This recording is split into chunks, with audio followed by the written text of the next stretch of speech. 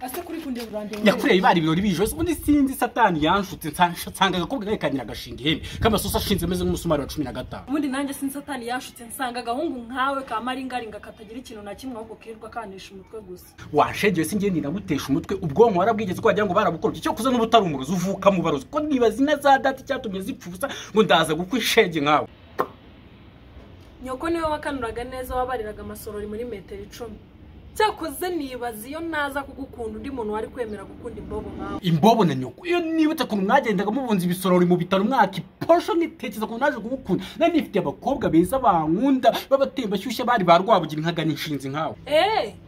okay reka nze nanjye mamagara abahungu twakundana gutangiye kumbwira iby'abakobwa reka nze mwereke ko abo twakundanye bose nta mbobo yari irimo nkawe ano fre wambabari ukaza wowe ukabyara wambabari ukaza ukanyiza kano kabwa ko umugabo nikururiye ko kanzonze mbabari ruze ndakwinginze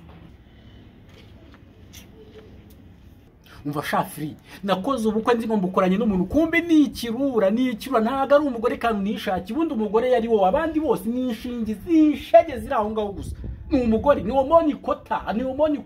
ararwana ngese ndacyavuga abanyicaye kwijoso ubundi ni wowe wanje ni wowe mugore wanje kandi ni inshege